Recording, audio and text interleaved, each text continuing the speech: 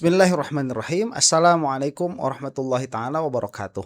Alhamdulillahirabbil alamin wa sallallahu ala sayyidina Muhammadin wa ala alihi washabihi wasallam. Amma ba'du. Apa kabar? Gerak monitor saya. Semuanya. Semoga akhir pekan ini baik-baik saja. Pekan boleh berakhir, tetapi semangat untuk menghantam para tremul jangan sampai luntur. Baiklah, pemirsa. Ini kalau saya udah error begini, ini kurang tidur. Aduh, baik ya.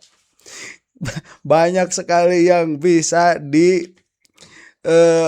yang bisa dikomentari dalam permasalahan ijazahnya Roy Suryo. Dari kubunya Mas Roy banyak yang bisa dikomentari, dari kubunya Dokter Tifa banyak yang bisa dikomentari, jaksa, hakim banyak yang bisa dikomentari, Tremul banyak juga yang bisa dikomentari. Aduh ini ya, ayo dong yang lain bikin channel supaya tercover nih permasalahan-permasalahan yang ada nih. Oke ya. Tapi jangan banyak-banyak deh yang bikin channel, nanti yang nonton sedikit. kalau yang bikin channel banyak. Tapi nggak apa-apa deh, bagus ya, supaya ruang publik ini menjadi beragam ya. Masih banyak segmen yang kosong loh sebetulnya. Ya, jadi di antara Anda mungkin ada yang berminat untuk masuk ke dalam permasalahan politik yang ada di Indonesia, masih banyak segmen yang belum tergarap ya sebetulnya itu. Masih banyak sekali yang potensial. Nah, atau malah poten untung ya. Garing. Sekarang ya, siapa yang mau kita bahas nih? The one and only Ade Tidak Darmawan. Nah, ini Ade Darmawan ini mau membicarakan menyusupnya siapa ini namanya itu kemarin, Suhadi, ke pra-peradilannya Roy Suryo. Sepertinya Suhadi ini enak juga ya diomongin se Indonesia karena disebut menyusup kepada pra-peradilan Roy Suryo. Kemarin yang mengatakan demikian itu ya Mas Roy sendiri. Ini menjadi ramai, menjadi seru, sehingga yang bersangkutan ini tidak terima. Kemudian datang podcast sana, datang podcast ini. Yang paling mutakhir itu, kalau saya tidak salah ya, masuk Cokro TV, kemudian melakukan konferensi pers yang akan kita saksikan ini. Nah, baiklah, supaya tidak berlama-lama, nanti banyak di antara Anda yang akan mengatakan, udahlah Tremul gak usah dibahas. Ya banyak yang mengatakan demikian. Saya bilang begini, banyak channel-channel Tremul yang membahas Mas Roy, membahas Dokter Tifa. Ya sekali-kali lah kita bahas juga para Tremul ini ya, kelakuan-kelakuannya. Ya mungkin masih ada orang yang netral, tapi kebanyakan nonton Tremul sehingga akhirnya terbawa Tremul. Dan tatkala melihat channel yang lebih cerdas meskipun tidak lebih cerdas ini berubah ya, jadi Tremulnya itu taubatan nasuha. Mudah-mudahan saja ada ya. Kita saksikan, oke? Ini dia konferensi pers. Orang-orangnya ada Andi Azwan, itu juga ya, ada Andi Azwan, ada Ade Darmawan, ada Suhadi, di belakangnya ada Alur Boy. Kalau bilang Alur Boy harus begini ya. Alur Boy ada tuh. Kita saksikan. Check it out, man. Insinyur Joko Widodo, bukan penasihat hukum. Sekali lagi saya perjelas bahwa tim hukum Insinyur Joko Widodo, tim hukum terdiri dari itu apaan tim hukum Merah itu? Putih, Pradi Bersatu, dan beberapa lembaga hukum yang dimiliki oleh para relawan. Sama pengacara juga diakui itu. Kita mau menanggapi terkhusus untuk pengacara Jokowi aja enak. Ada penyusup, ya, nah, dikatakan ada penyusup. Nah ini kan artinya ini adalah ungkapan merendahkan martabat penegakan hukum. Nah hal ini tentunya akan segera diklarifikasi dan disampaikan langsung oleh Pak Suhadi, karena di beberapa media itu disebut terus nama beliau sebagai seorang penyusup. Nah penyusup ya ini tentu perlu penjelasan yang lebih detail. Apa sih itu penyusup? Seperti apa penggunaan penyusup? Apakah itu bisa dikategorikan perbuatan melawan hukum atau tidak? Ya. Nah, untuk mempersingkat waktu, ya hari ini saya akan Ini mengatakan ini adalah ungkapan merendahkan upaya penegakan hukum saat mengatakan Suhadi ini penyusup. Pret, tuh lihat Hotman Paris mengatakan. Hotman Paris nih mengatakan kemarin-kemarin, bilangin tuh sama kuasa hukumnya Jokowi, suruh berhenti orang-orang kayak gini. Nggak ada spesies hukumnya orang kayak gini. Cobalah yang lain-lain ya, bukan hanya Bang Hotman saja yang berbicara. Coba yang lain-lain ngomong dong. Yang seperti ini nggak boleh ada nih. Malah bikin ribet aja. Kita saksikan lagi nih. Terus. Kita memperkenalkan yang berada pada konferensi pers hari ini. Hari ini ada Pak C. Suhadi sendiri. Kemudian di samping kiri saya ada Kanjeng Pangeran Norman. Ya, kebetulan beliau juga adalah salah Kanjeng satu Pangeran. senior relawan Oke. terlama Bapak Insinyur Joko Widodo ya. Wah, nggak Bahkan dipakai. Pak Jokowi belum menjadi wali kota, beliau sudah berdasarkan pasal 108, siapapun warga negara berhak untuk melaporkan tindak pidana, mengalami, melihat, dan lain-lain, dan lain-lain. Jadi, untuk teman-teman media, kalau ada bahasa seperti itu, nggak ada legal standing, sampaikan, Pak, sudah baca 108 atau belum? Kan begitu, karena dia suka suruh baca undang-undang, kan mereka penghafal undang-undang yang bagus. Kemudian di samping kanan saya ada yang tidak asing Aduh. lagi. Oh, kalau nggak ada legal standing, baca tuh pasal 108. Lah kamu suka bilang pihaknya Roy nggak punya legal standing di dalam mempermasalahkan ijazahnya Jokowi. Tuh suruh baca putusan KIP tuh. Itu adalah ranah publik. Ya, ijazahnya Jokowi itu bukan ranah private. Itu terus nanti dibahas. Ya. Lagi tentunya Bapak Basi. Yaswan ya. Basi. Yaswan tentu gada terdepan dari pembela Bapak Insinyur Joko Widodo. Andi Kemudian Azwan. ada Bang Gak ada siapa? terdepan. Bang Meldi ya dari tim hukum Merah Putih. Kemudian di belakang ada Bapak Kunang ya. Pak Kunang juga dari bagian tim. Berdiri Pak, tolong berdiri Pak. Terima kasih. Assalamualaikum warahmatullahi wabarakatuh. Salam Ya, ya, sejahtera buat kita semua. Om Swastiastu, Ya. Namo Buddhaya, salam kebajikan. Ya. Terima kasih teman-teman sudah hadir. Tadi sudah diperkenalkan. Nih ya, saya mau bilang sekali lagi nih, yang begini-begini, saya bukan menyudutkan Kristen ataupun misalkan Hindu yang Om Swastiastu, atau misalkan Buddha yang Namo Buddhayo, atau salam sejahtera, bukan. Orang yang seperti ini menyatukan salam seperti ini, dia tidak punya integritas terhadap agamanya. Bagaimana dia bisa mau punya integritas terhadap negaranya? Karena negara itu di bawah agama itu. Ya, orang seperti ini mak sama agamanya sendiri nggak punya integritas. Jangan kamu itu bilang kalau mau assalamualaikum, assalamualaikum. Kalau nggak mau ya selamat pagi sudah selesai begitu. Ini ada yang marah sama saya. Kenapa? Oh, orang salam seperti itu dipermasalahkan. Yang membela Roy Suryo itu bukan cuma orang Islam. Lah emang siapa bilang juga yang bela Roy Suryo cuma orang Islam? Kagak. Cuman kalau orang Islam sudah salam seperti ini cukup. Begitu ya. Malah ditambah-tambah lagi ada yang bilang, kenapa pakai ta'ala? Aduh, ngaji dulu. Ya, itu ada tasbih. Jadi salam plus tasbih. Subbihisma rabbikal a'la. Susah emang. Susah. Inilah yang salah pakai gini, gak usah dijawab ya. Salam kok pakai Om Swastiastu, pakai Namo Buddhayo. Enggak boleh, itu tidak punya integritas terhadap agama tuh. Personil yang hadir di sini, ya. Dan Apalagi Suhadi, kebetulan apa? saya di Agamanya sini, apa? salah satunya hendak mengklarifikasi berkaitan dengan tuduhan saya menyusup ke pra-peradilannya Roy Suryo di Pengadilan Negeri Jakarta Selatan. Andi Azwan gak ada terdepan. Ini perlu penjelasan karena kenapa? Saya tidak melakukan tindakan konyol seperti itu.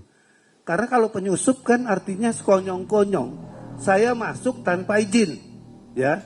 Jadi mungkin saya buka dulu. Pada saat saya datang ke sidang pra-peradilan, setelah ada penyelesaian pemberkasan surat kuasa dari pihak pemohon dan termohon, kemudian hakim melanjutkan. Bagaimana? Langsung saya interupsi. Kami interupsi, bukan langsung nyelonong ke ruang sidang. Interupsi waktu itu yang mulia hakim ya itu menanyakan ada apa? kami bagian dari turut termohon. Sehingga atas usul itu, atas pembicaraan itu, kami dipersilakan untuk maju ke depan. Sebentar ya, itu kekonyolan. Bagaimana? Itu terhadap para pihak yang sudah ada di situ. Ya, Mas Roy, Mas Refli Harun, kemudian kepolisian, itu ke situ bagaimana? Lah kok kamu nggak ada di depan, ada di bangku penonton? Interupsi yang mulia. Ya heran, ini apaan, ini ngapain? Ya, hakim bingung itu bukan bingung, bukan heran karena Inul suka goyang. Itu mah lagu zaman kita dulu ya, yang apa, boomers tuh. Itu jangan heran kalau Inul sedang goyang. Itu waktu saya SD, terngiang-ngiang sampai sekarang. Aduh, by the way ya, ini apa, Cesuhadi ini, itu kan hakim mengatakan apakah ada masalah, itu kan kepada yang berpihak di depan. Lah kamu yang nonton di belakang tiba-tiba interupsi Pak. Ya iya, hakim bingung ada apa. Nah ini terusin nih, kami itu turut termohon. Ini begonya nih. Kami maju ke depan, kami jelaskan bahwa kami adalah juga pihak dalam peradilan ini. Karena nama Pak Maret Error itu masuk dalam peradilan sebagai turut termohon. Jadi jangan salah, ada dasarnya. Dasarnya itu tadi, ya, ada penyebutan Maret Weekend, ya, dari JPKP sebagai pelapor itu diturutkan atau diikutkan dalam peradilan. Jadi sekali lagi ada dasar hukumnya. Ya. Kemudian begitu. Sebentar ya, ini klaimnya si Cesuhadi itu. Setahu saya dalam video ini tidak ditampakkan surat yang menyebutkan hal itu, tidak ditampakkan. Ya berarti kan disembunyikan juga. Kalau ditampakkan, ditampakkan, scan kek, tunjukkan kek ke apa namanya, ke kamera kek. Nggak ada itu nama Weekend sebagai turut termohon. Apabila nanti itu disebutkan di dalam alasan pra peradilan bahwa ada pasal-pasal yang dia itu tidak seharusnya masuk karena dilaporkan oleh Weekend itu tadi, entah siapa nama depannya, Maret apa Markus itu, nggak tahu saya. Itu bukan termohon, itu disebutkan di situ. Nggak harus tahu juga Weekendnya itu. Ya lu dipanggil juga kagak, bukti bahwa dia itu tidak ada di depannya, nggak dipanggil sama persidangan. Ini kok tiba-tiba maju, aneh-aneh aja. Depan kami dipertanyakan sama Yang Mulia. Saya jelaskan, ini ada penyebutan turut termohon. Yang Mulia pun bingung lihat ini, kok ada turut termohon. Sedangkan perkara yang diajukan ini adalah perkara peradilan. Nah saya jelaskan, kenapa kami hadir, karena ada tulisan turut termohon. Gitu. Terus juga saya jelaskan, Yang Mulia. Bentar, hakim itu bingung sama kelakuan kamu, Suhadi. Ini pra peradilan kok tiba-tiba orang nyelonongnya ngapain? Bukan hanya menyebutkan kata-kata turut termohon, ya, tapi juga turut termohon dikatakan melakukan perbuatan melawan hukum. Itu tertulis di halaman 10. Yang kemudian juga pada waktu itu agak sedikit gelagapan melihat ada rentetan peristiwa yang tidak lazim. Karena memang di dalam Sebentar Suhadi, bukan kebingungan begitu, kebingungan sama sikap kamu. Disebutkan ada perbuatan melawan hukum di situ. Maksudnya kenapa si Weekend itu kok bisa memasukkan pasal yang seharusnya tidak ada? Kok dimasukkan, padahal ini kan adalah permasalahan apa? Permasalahan pidana delik aduan begitu, bukan delik murni. Gimana sih kamu yang nggak paham? Hukum acara pidana berkaitan dengan prapit, ya, karena kita tahu prapit itu, apalagi yang kita jelaskan dalam perkara Roy Suryo itu ada 3 hal. 1, berkaitan dengan penangkapan, Maksa berkaitan banget dengan ini. penggeledahan, berkaitan dengan penahanan. Itu yang diajukan Siapa pra-peradilan. itu? Nah, kalau itu yang dilakukan, ya, dan dianggap tidak sesuai dengan ketentuan hukum, harusnya peradilan itu tidak mengkait-kaitkan para pelapor. Nah, yang salah siapa di dalam persoalan ini? Nah itu kamu ini permasalahkan si Swiken tadi. Ngapain melaporkan? Dalam hal ini adalah delik aduan. Yang mana yang bermasalahnya itu adalah Jokowi dengan Roy Suryo. Dalam hal ini, ya itu yang dipermasalahkan Pak ini. Loh Pak, nama saya disebut, kamu diam. Begitu, makanya diusir sama hakimnya. Tidak dipersilahkan. Apakah dipersilahkan si Suhadi? Coba yang kemarin lihat ada si Suhadi itu di depan, misalkan sama si siapa itu, para polisi itu, atau sama si Aristo Termul itu, ada nggak? Nggak ada ya, diusir sama hakim kok. Pasti itu. Sekarang ngomong di hadapan publik mau membodohi, nggak bisa. Nggak bisa. Kami, tapi yang membuat peradilan ini.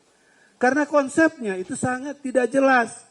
Ya, sekali lagi saya katakan. Tidak jelas kalau dilanjutkan sampai beberapa hari. Para termohon, para turut termohon itu dinyatakan sebagai perbuatan melawan hukum karena telah melaporkan pasal 160 KUHP yang lama. Gitu.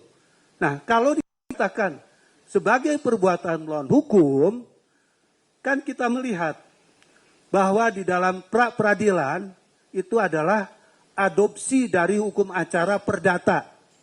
Jadi ini juga perlu diketahui ya. Adopsi dari hukum acara perdata. Karena kenapa? Di dalam peradilan sama dengan juga yang di gugatan-gugatan biasa. Ada petitum, ada posita, dan ada petitum. Nah, dalam itu mah positanya terus dikatakan pelapor ini melakukan perbuatan melawan hukum. Jelas kita nggak bisa terima dong. Makanya kita datang. Ya, itu salah satu alasan. Terus yang kedua juga. Leon ya, ini kan pra peradilan menggugat siapa? Kepolisian. Dari kacamatanya Roy Suryo, kepolisian itu sudah mengakomodir perbuatan melanggar hukum yang dilakukan oleh nama-nama yang disebutkan tadi. Bukan kamu yang digugatnya, bukan. Ini makanya kekacauan apapun ini namanya, Pradi Bersatu atau apapun itu, nggak ngerti konstruksi hukum. Si Ade Darmawan tadi mengatakan di depan, menurut pasal 108 setiap warga negara itu bisa melaporkan apa saja yang dilihat, tindak pidana yang dilihat. Iya, kalau murni. Kalau aduan nggak bisa, harus yang bersangkutan. Jadi ini permasalahannya, aduh ini mah orang udah kemana, ini baru di mana ya. Orang udah ke pengadilan, ini baru memahami konstruksi hukum, memahami konstruksi permasalahan ini. Konstruksinya saja nggak paham mereka itu. Ini adalah permasalahan Joko Widodo dengan Roy Suryo dengan Dr. Tifa, yang mana pasal-pasal yang disangkakan seharusnya apa-apa yang dilaporkan. Kan nanti terjadi tuh ada yang namanya sprindik tuh ya, kan BAP dulu, setelah BAP nanti keluar surat perintah untuk penyidikan. Nah di dalam surat perintah itu kan nanti ada apa saja nih yang dilaporkan itu. Nah itu setelah keluar nanti pasal-pasal yang disangkakan, lah kok tiba-tiba masuk orang disebutkan tadi diantaranya masuk ke kepolisian melaporkan Roy Suryo dan kawan-kawan, kemudian sama si penyidik lah kok malah dimasukkan ke dalam permasalahan laporannya Joko Widodo. Ini kan merupakan sebuah pelanggaran. Itu yang dimasukkan. Nah itu ke pra peradilan. Bukan berarti ya hanya karena nama kamu disebut, Hai Suhadi dalam hal ini, teman-teman kamu itu, kemudian kamu menjadi punya hak berbicara di dalam persidangan itu. Ya enggak, karena ini yang tergugat ya adalah kepolisian. Aing mah memahami konstruksi. Masalahnya aja nggak paham. Nggak usah heran kamu mah. Presiden udah bodoh. Diikutkan sebagai termohon. Padahal kita tahu presiden ini adalah kepala negara. Presiden itu bukan penyidik, juga bukan penuntut umum. Ya bagaimana ini kalau coba. Dari skema peradilan yang diajukan, ini menurut saya fatal. Ya kamu nggak dipinta kenapa? Pandangan hukumnya. Peradilan, substansi peradilan itu telah mencampur urusan negaraan, bukan kepada mekanisme penyidikan benar dan salahnya. Ini yang kita kritisi juga. Makanya emang formilnya. Kita ingin menjelaskan kedudukannya. Nah kamu siapa? Orang lapor berkaitan dengan masalah pelaporan. Gak tahu malu. Nanti pelaporan tidak. Kami ingin menjelaskan. Lah kamu siapa Suhadi? Dalam permasalahan ini siapa? Oh, nama saya disebut. Disebut itu bukan berarti ada hubungannya khusus. Ya, aduh. Nanti ada panitera disebut di situ. Kata panitera, Pak, saya keberatan. Nama saya disebut di situ. Apret. Ya, diterima. Kepret. Itu kan lain hal. Laporan berkaitan dengan pasal 160 KUHP yang lama yang dilakukan oleh Pak Maretsuken dan pelapor-pelapor lain Ya, itu ini diterima sebagai ini laporan. ahli hukum macam apa ini? Karena kenapa? Karena Pak Jokowi Ayolah berdebat orang tentang yang struktur hukum lah. Orang yang dirugikan dalam persoalan ini juga ikut melaporkan.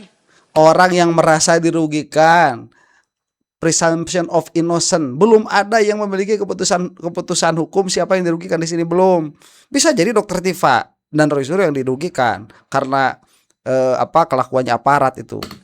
Artinya laporan-laporan yang dari relawan maupun dari Pak Jokowi adalah merupakan satu kesatuan yang utuh berkaitan dengan pelaporan yang ada. Nah, kalau kita melihat itu nggak bisa. pelapor ini kan nggak ada hubungannya juga dengan penangkapan, dengan penggeledahan, dengan penahanan, ya. Tapi kenapa kita dikait-kaitkan dalam persoalan ini? Ya? Iya, karena ada di dalam pemasukan atau penyusupan pasal-pasal yang pada akhirnya diakomodir oleh penyidik, yang mana itu tidak boleh karena ini adalah delik aduan. Beda tuh kalau misalkan ini deliknya delik murni dengan apa namanya dengan negara. Apabila misalkan nih si negara itu ya dia ada aduan delik murni, misalkan tadinya apa tindakan pencurian, satu orang yang melaporkan pencurian, ternyata ada orang lain yang melihat kejadian yang sama, bukan hanya pencurian tapi juga pencabulan misalkan, nanti dilaporkan pencabulan, terus diakomodir sama kepolisian tuh. Setelah itu baru nanti dimasukkan sangkaan-sangkaannya supaya nanti menjadi dakwaan oleh kejaksaan. Kalau yang namanya delik aduan mah gak bisa. Jokowi yang memiliki permasalahan hukum dengan Roy Suryo dan kawan-kawan, hanya dirinya lah yang bisa menyangkakan apa yang menjadi keluhannya terhadap polisi dalam hal ini sebagai wakil negara. Makanya dimasukkan. Kamu kok masuk ke situ ingin memasukkan apa yang tidak dilaporkan oleh Jokowi? Nggak edan kamu itu. Ya, Suhadi dan orang-orang yang di pinggirnya ini semua. Orang-orang kayak gini pantesan nggak laku atuh. Nggak bakalan laku pengacara kayak gini, nggak bakalan laku pengacara kayak gini, nggak bakalan laku. Udah disumpahin sama saya 7 turunan kalau anak-anak jadi pengacara, nggak bakalan laku. Lawong edannya kayak gini, nggak bisa. Itu yang kita kritisi. Aduh. Karena menurut hukum harusnya perkara yang seperti Menurut ini hukum tidak layak mendapatkan ngerti perhatian definisi aja dari nggak bisa. pengadilan. Karena kenapa? Sudah mencampur adukan antara kepentingan ya relawan sebagai pelapor, Relawan siapa? peran-peran Relawan siapa? penyidik, sebagaimana yang diatur dalam undang-undang. Siapa kan relawan harusnya itu? Kalau Relawan memang itu. mau memprofitkan atau memperadilan penyidik, cukup penyidik kan dalam hal ini tidak emang perlu penyidik melibatkan dan melebar kepada hal-hal yang tidak substantif. Ya, jadi itu yang perlu kita jelaskan di dalam persoalan ini. Tidak, masalahnya para termul itu bukan pihak yang bersengketa, tetapi diakomodir oleh penyidik sebagai yang bersengketa. Itu yang jadi permasalahan. Fahami dong konstruksinya ini, Suhadi. Tidak ada penyusupan. Saya masuk diterima ya sebagai pihak, walaupun kemudian Pihak apa? hakim meminta atau yang mulia meminta supaya saya tidak bagian dari pra-peradilan karena pra-peradilan itu hanya dihususkan kepada penyidik. Nah, iya. Saya jelaskan kenapa nama-nama ini disebut dalam pra-peradilan. Ini yang kita sesalkan. Ya, karena kamu diakomodir oleh penyidik, kemudian kamu dipinta oleh hakim untuk tidak ikut dalam pra-peradilan ini dengan alasan karena pra-peradilan ini hanya penyidik, berarti kamu diusir. Itu ya, hakim itu nggak tahu bahasanya kayak gimana. Cuma kalau saya jadi hakimnya, saya jontorin tuh kepala kamu tuh, Oon, ini masalahnya penyidik. Lah Pak, nama saya kok disebut di situ? Atuh pahami dulu. Penyidik itu mengakomodir laporan kelompok termul, kelompok kamu. Kamunya disebutin di situ bukan berarti kamu yang digugatnya. Yang digugatnya itu polisinya kenapa dengerin kamu. Lah terus saya gak terima. Urusan kamu terima gak terima. Kalau saya jadi hakim ya, saya tayorin tuh kepalanya. Ya, pakai sikat, pakai rinso. Biar bersih itu. Ini kayaknya masih rambut lahir nih. belum dipotong-potong rambut lahirnya ini. Aduh, masih rambut ari-ari ini. Udah segede gini, masih rambut ari-ari. Ya, kayak gini menjadi pengacara. Siapa sih yang meluluskan mereka jadi pengacara ini? Saya meminta pertanggungjawaban ya kepada orang yang meluluskan mereka menjadi pengacara. Saya berdebat dengan mereka tentang konstruksi hukum yang berlaku di Indonesia. Mereka nggak bakalan paham. Tantangan saya buat Pradiber 1 tuh. Tantangan saya nih nasional. Kepada siapapun baik Pradiber 1-nya atau yang mengeluarkan izin mereka menjadi advokat.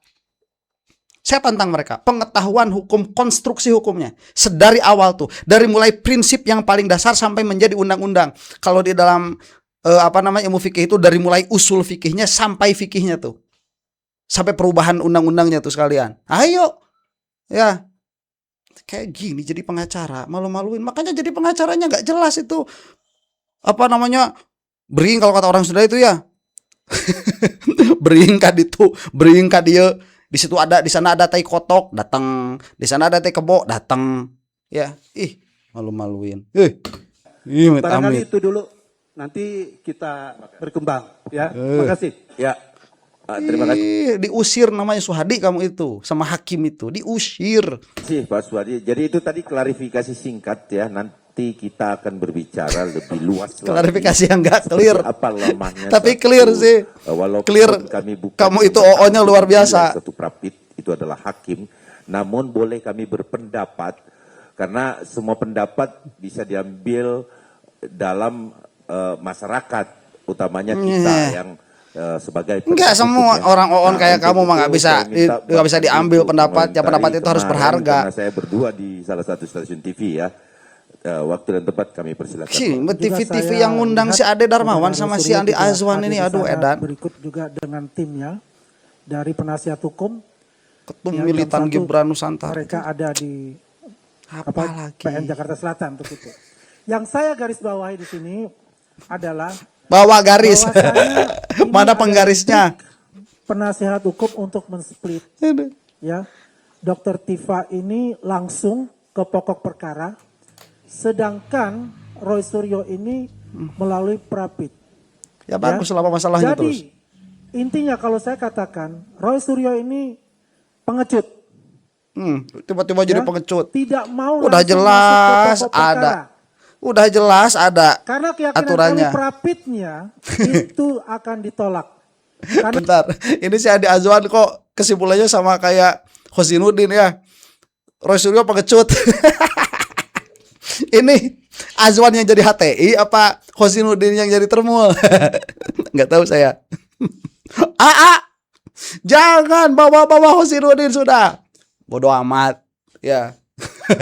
Kecuali kalau Hosinuddin minta maaf, memohon maaf kepada Refli Harun di hadapan umum, baru permasalahan saya dengan Hosinuddin selesai. Nggak begitu mah nggak beres sama saya mah nggak selesai. Nah, glorifikasi mengenai penangkapan penahanannya seperti G30 SPKI itu adalah omong kosong belaka. Setelah kita melihat apa yang terjadi dalam video tersebut. Itu mah kalau pakai perasaan dia, kalau pakai peraturan berapa peraturan yang dilanggar itu. Dengerin kemarin kata sopirnya Roy Suryo. Udah si Andi Azwan mana aja. Ada nggak sih yang kangen saya reaksi Andi Azwan? Kalau ada yang kangen tulis di bawah kolom komentar ya. Demikian.